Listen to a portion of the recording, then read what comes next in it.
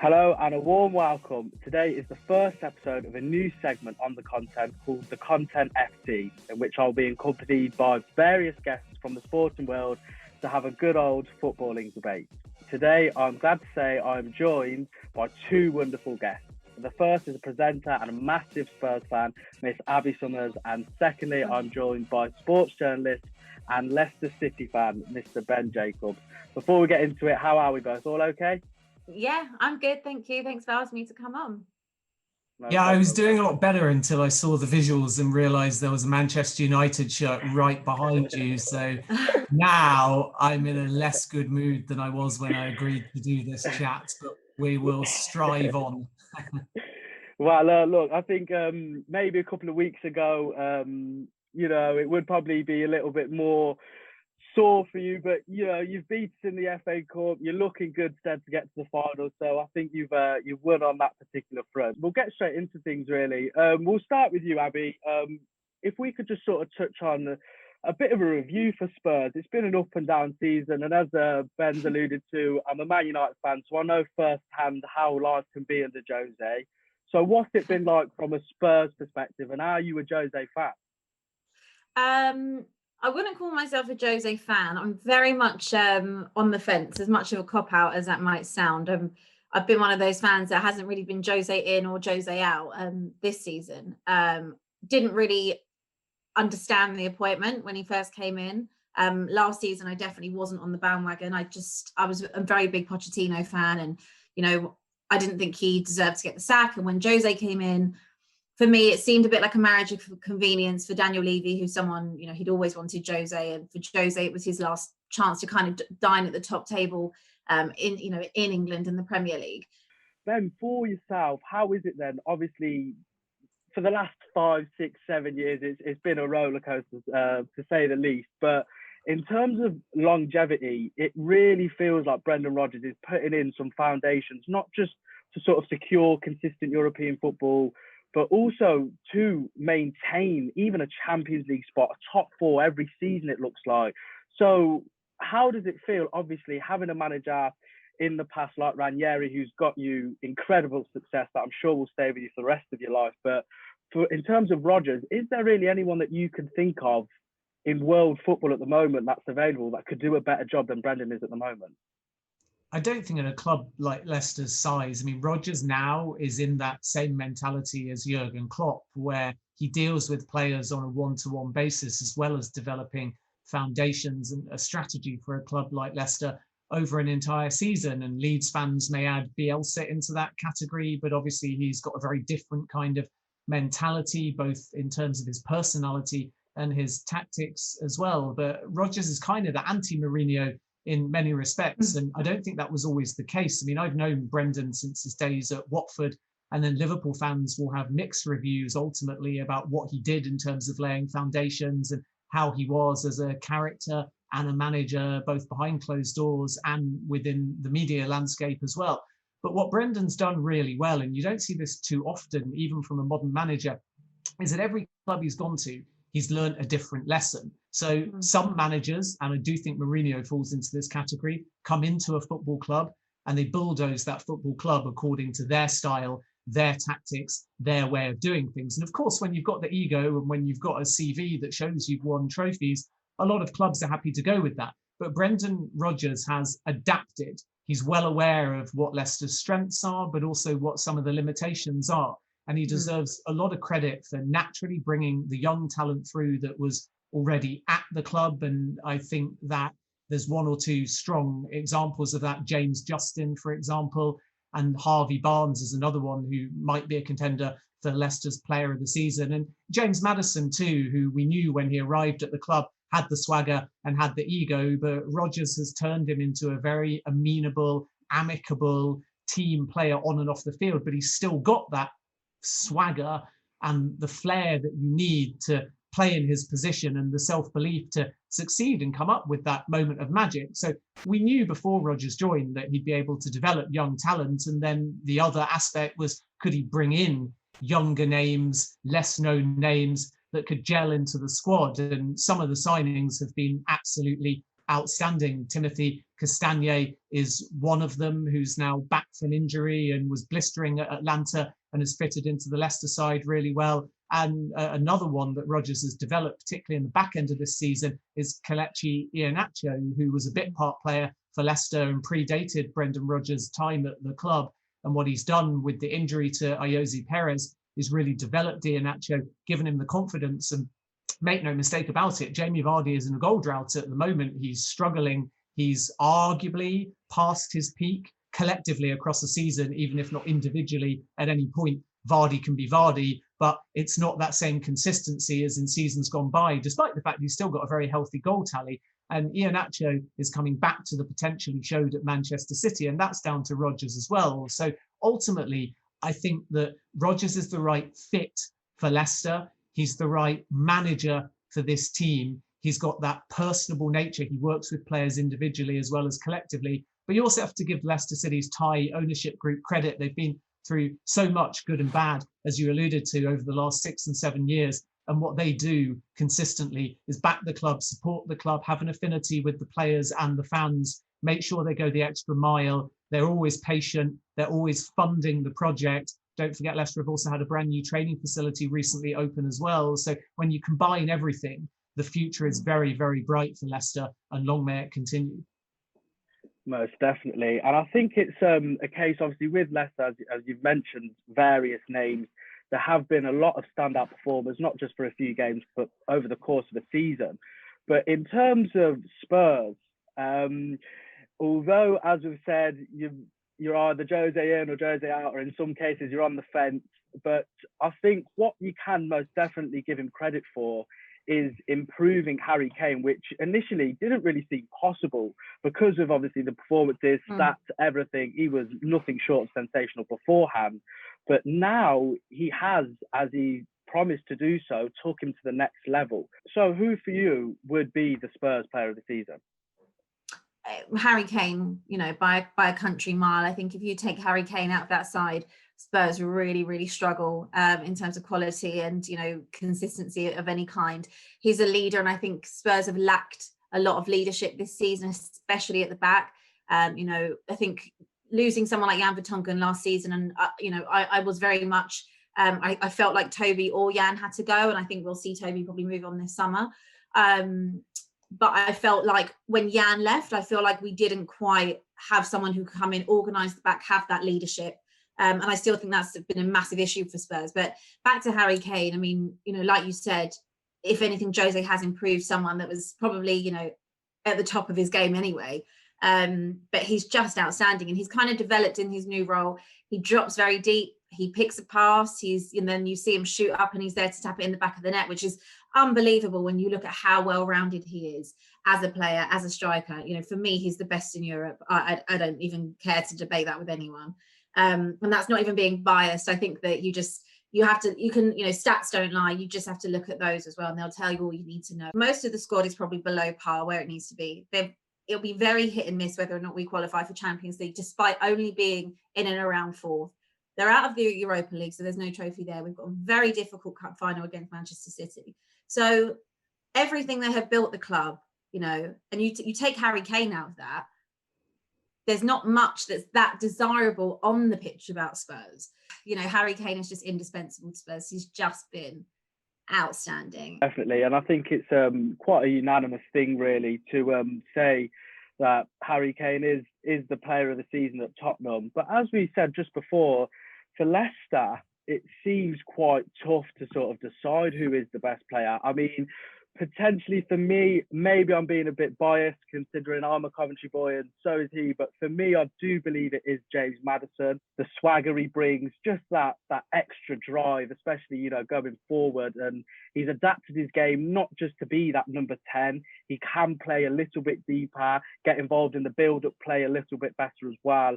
And considering I think this is only his third season, he's still very young. He's put his name in the hat for the Euros. So I believe it is James Maddison. But for you, Ben, who would you say then is the player of the season for Leicester this season? So, it's a difficult question to answer.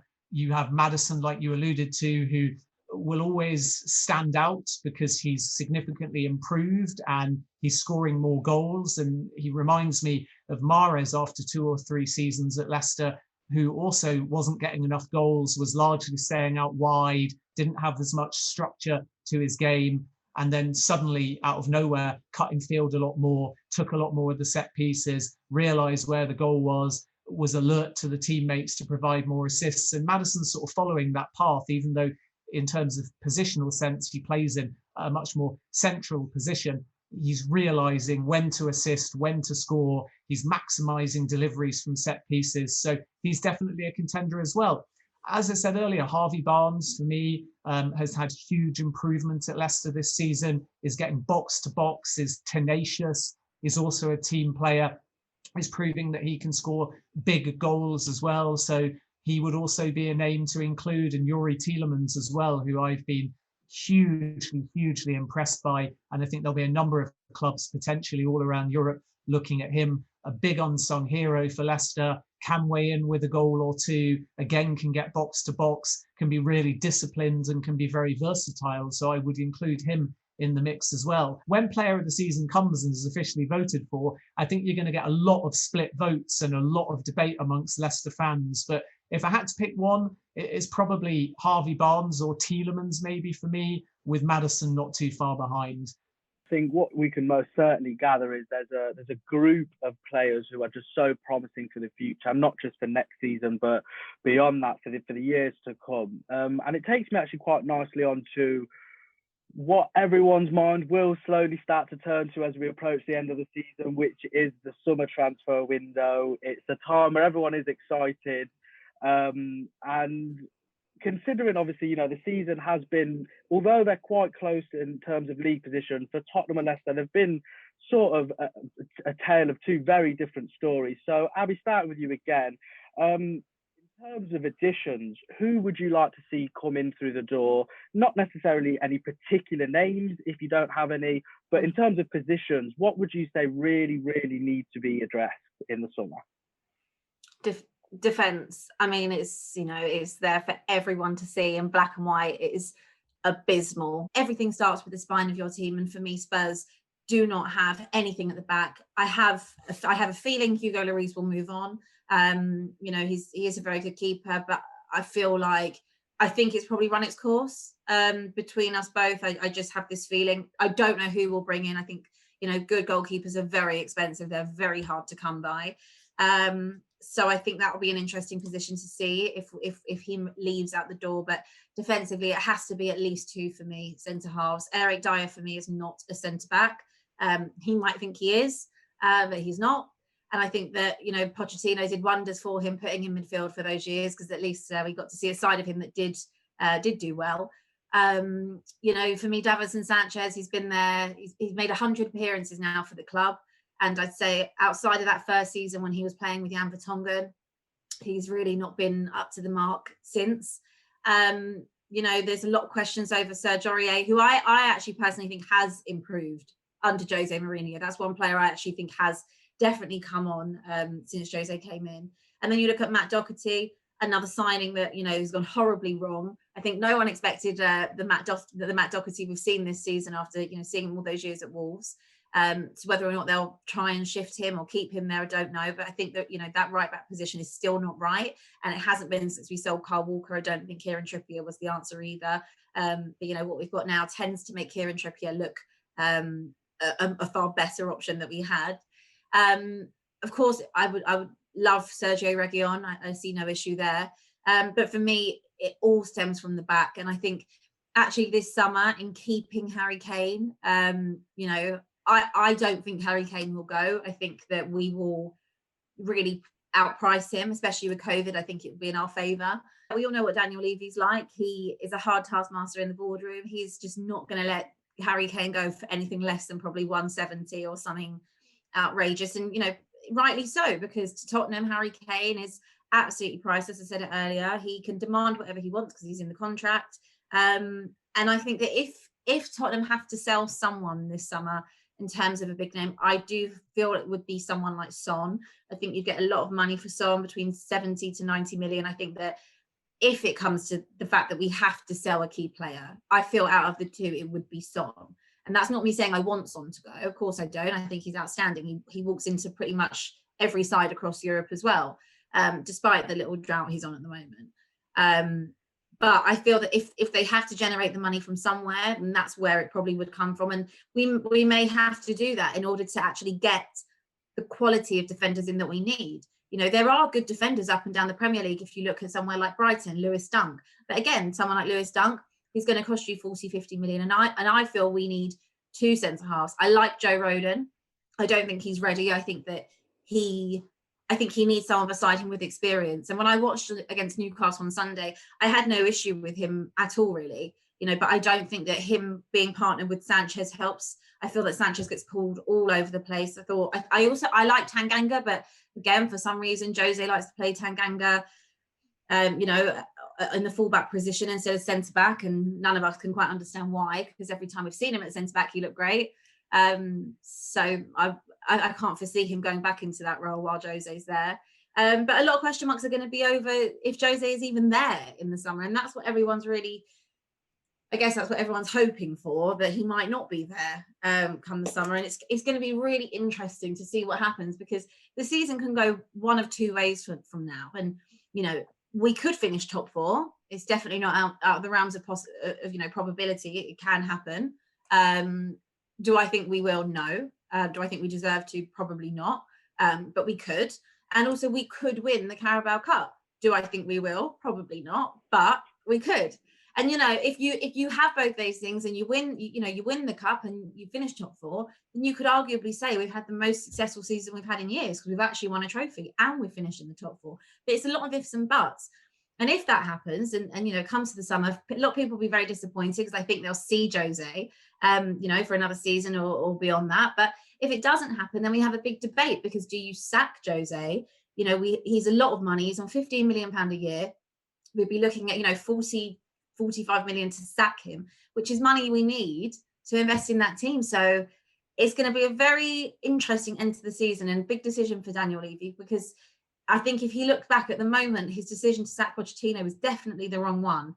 And it's only really going to be justified if we finish the season with a trophy and that. So it will be, I wouldn't want to be in his shoes come the end of the season, because whatever he does next is going to have very big, you know, repercussions for Spurs. So in terms of additions to Leicester's squad, I personally believe that it would be to sort of bulk up the squad, more squad players, and also Vardy will, if I'm not mistaken, will turn 35 next season, which is quite a mature age, so to speak. So for you, Ben, who would you like to see coming in? What types of positions would you like to see adjusted? So Brendan Rodgers will be looking for a striker.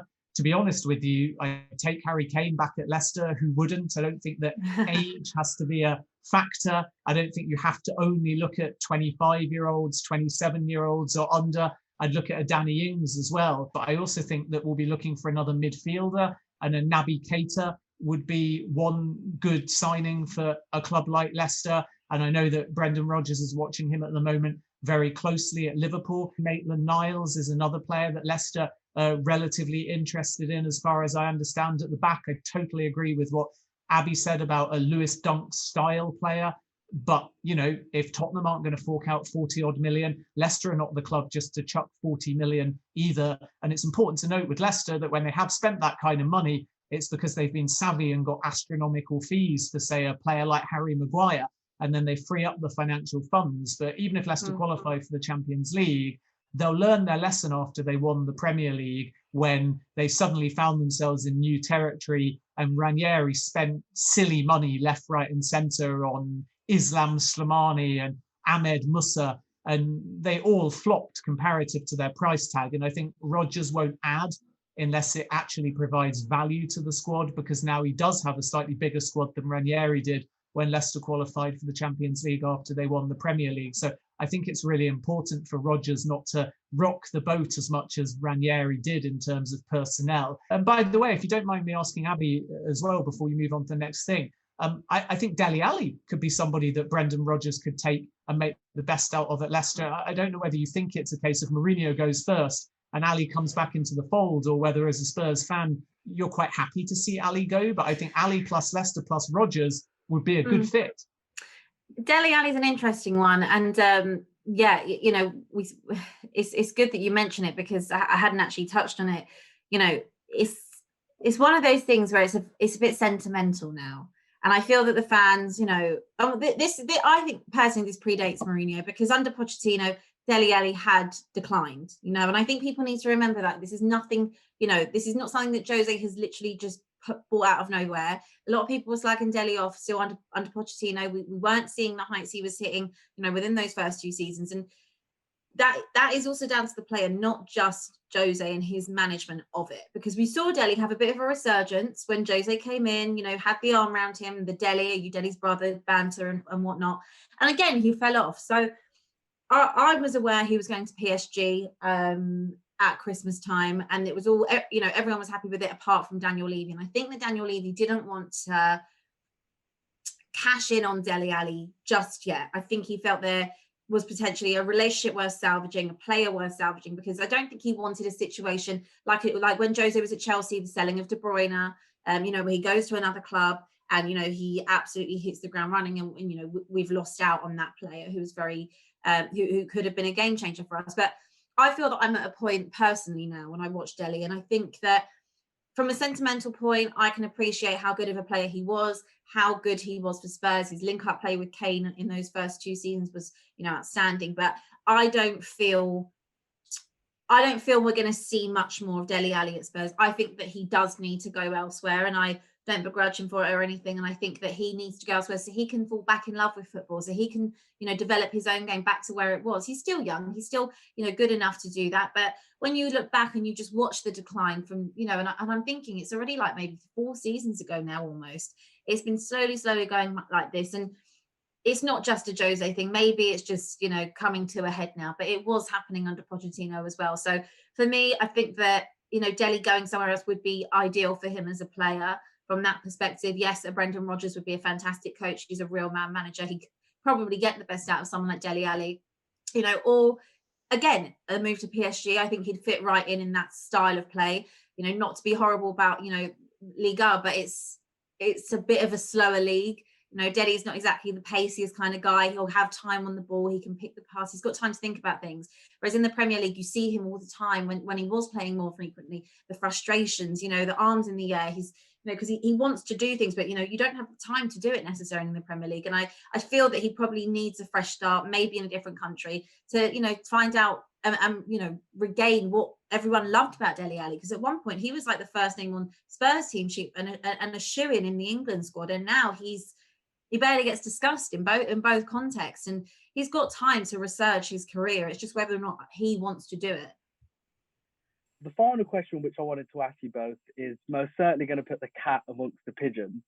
It's very interesting because Leicester and Tottenham both fit into this. So Leicester and Tottenham are both very close to a cup final or in a cup final to reach silverware, but you are both also very close to Champions League spots. So what matters more? Would it be to gain the silverware, or would it be to gain the Champions League spot for next season? I'm going to let Abbi start with this one. It's that endless debate. You know, it's the endless debate. What means more? Because, you know, you go back, you know, 10, 15 years and you'd have to say that a trophy is what determines whether or not you have a good season or not. That's what you remember. You don't remember how many times you qualify for the Champions League and you finish top 4. But, you know, Arsenal are actually the ones that made it a trophy, you know, doing it all those years. They made it of something of such importance. And don't get me wrong, it's absolutely important to finish in the Champions League. The monetary value of it, obviously the status of the club, the games you're going to be playing, everything about it is so important. But you don't win a trophy for it. So, and unfortunately, I think it's actually taken the shine off of domestic trophies like the FA Cups and the Carabao Cups. And, you know, Spurs should be buzzing the fact that they have an opportunity here to win the Carabao Cup. But a lot of people I see disrespect the Carabao Cup and say, oh, it's the Carabao Cup. And I think Spurs haven't won a trophy since 2008. You can't be picky with what trophy they may win. just be happy that they're going to win a trophy. But I think if you ask people what they would prefer, you'd see more and more fans nowadays say they would rather finish in the Champions League, because you'd rather have the big games for the following season. You want the amazing away days. You want to be in the top four and in the elite club.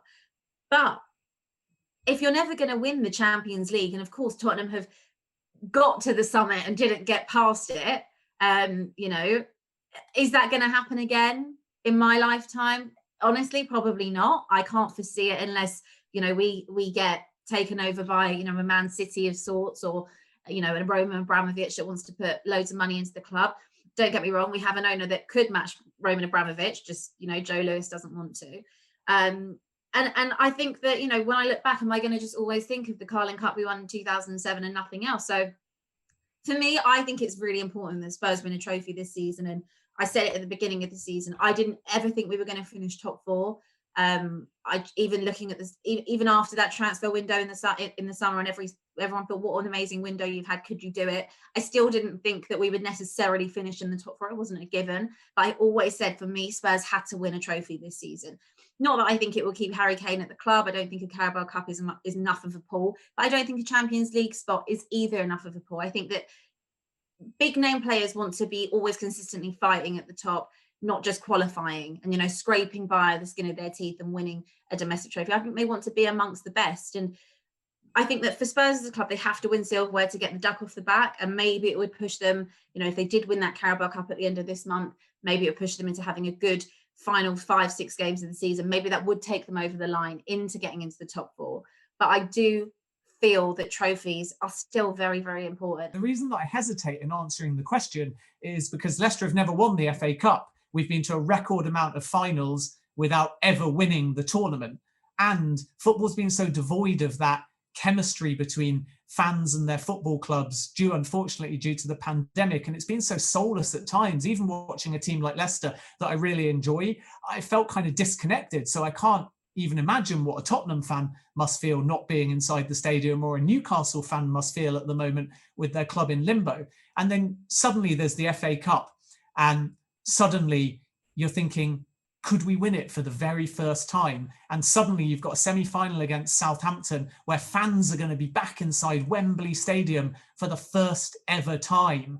And I think the last time we were at Wembley actually was probably the loss in the League Cup final to Tottenham. So it's been a couple of decades since we've even been there. And we used to always be at Wembley Stadium in playoff finals, win or lose, and they were amazing games, and they'll live long in the memory. But what's better for the club in the future? It's definitely Champions League qualification. And I just wanted to ask you both very definitively now then, start with Ben. Will Leicester get silverware, and will Leicester be in the Champions League for next season? I genuinely don't think we'll do both. And the reason for that is because even though Southampton looks very winnable, the final, we would be underdogs. So I can definitely foresee a scenario where we don't win the FA Cup, but we get to the final again, which is ultimately what Leicester do. But that's just me being pessimistic. And given how well Rodgers has done, and given the kind of boost it would give Leicester fans during a very difficult time, you know, I wanted to add, actually, let's not forget, Leicester's been one of the only cities that pretty consistently, due to outbreaks, has been in a virtual permanent lockdown since COVID-19 started. So whereas other cities were able to interact and get back out and about, Leicester was kept in much longer lockdowns. So then when the global lockdown was reintroduced, people like my parents just haven't been out and about. So it'd be a real boost to the city to be able to travel outside of Leicester, go to Wembley, have a day out. But I don't think, for example, we would have enough to beat potentially a Manchester City, who I think will be in the final. And they showed that Manchester City when they dismantled us relatively easy at the King Power Stadium by 2-0 recently. As for top four, I think definitively yes.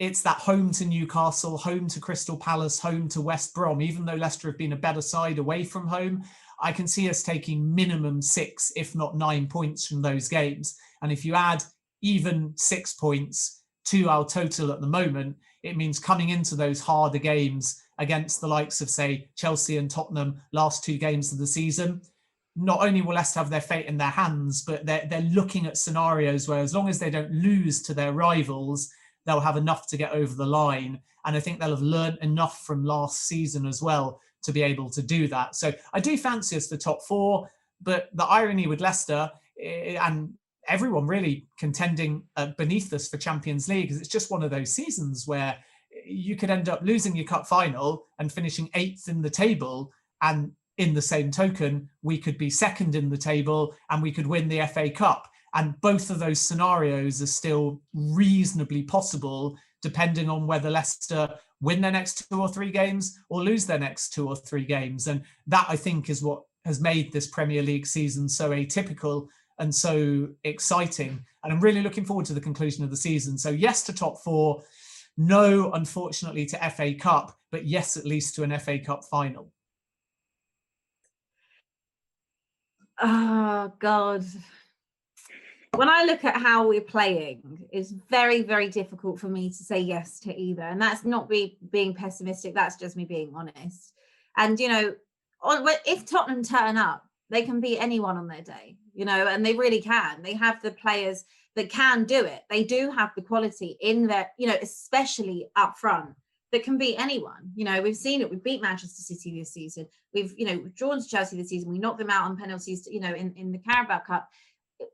We beat Arsenal this season, but you've also seen the back end of that. You've seen us get beat by City this season. You've seen us lose the North London derbies.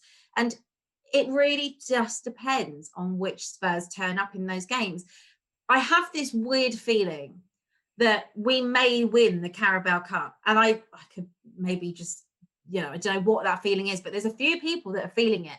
And, you know, you're facing Manchester City. They're just such an unbelievable outfit, but they're competing on so many fronts. And even though they do have an amazing squad, is the Carabao Cup of that much importance to them? You know, if they've got a Champions League fixture just before or just after it, you know, and I'd have to look at their fixtures to see what's going on in that, you know, 10-day period surrounding it. Are they going to put the full focus on that when really what they want is to win the Champions League, you know, and they'll get to the FA Cup final. So as much as they always win the Carabao Cup, is it really that much of importance to them? Would they play, you know, this, I mean, their squad is so good, it doesn't really matter if they play their starting 11 or the, you know, a bit of their squad, but it's something I feel Tottenham could win if they turn up with the right mentality. And it's all going to come down to Tottenham if they turn up. And I think out of the two, what I would see them getting is the Carabao Cup over Champions League. I don't think we've been good enough to do that, but I feel that on a one-off game, potentially something could happen, you know, in winning that trophy, which would be fantastic. But I don't think Tottenham, despite how close it is, I don't think they have enough. But there's no easy games anymore, and especially when it comes to Spurs, they're so inconsistent. You know, every Spurs fan knew what was going to happen against Newcastle because they just had to win. And I promise you, if you did a poll on Twitter and said before the game, do you think you'll win today? Loads of people would have said no, because it's always getting over the line with Spurs. And it just depends which ones turn up on the day, how many individual errors are made at the back, and who's more up for it. But I feel that if you're not up for it in that Carabao Cup final, when they literally have nothing else really to play for, if they get top four, it'll be an absolute miracle. And it's a miracle they're still in with the running, to be honest with you. I don't even know how that happened. You know, they should be so up for that cup final, because that's literally what their season is kind of riding on at this point. That's the one thing they've got left to go and achieve and make something good out of this season. And like I said earlier, if they do win it, perhaps it could be a springboard for them to finish the season strong. But it will also depend on everything else that goes on around them, results that Leicester pick up and Chelsea and things like that. So no to Champions League, but I'm going to go out on a limb and say yes to the Carabao Cup. Let's hope, for all of our sakes, Man United win the Europa League, Leicester get over the line, and so do Tottenham, and we all qualify happily for the Champions League next season. Well, that's it for the first episode of the Content FC. A massive thank you to both Abbi and Ben for joining me today, and a massive thank you to everyone who has watched or listened to the podcast. As always, please like, subscribe, and follow on all social media for more content by The Content.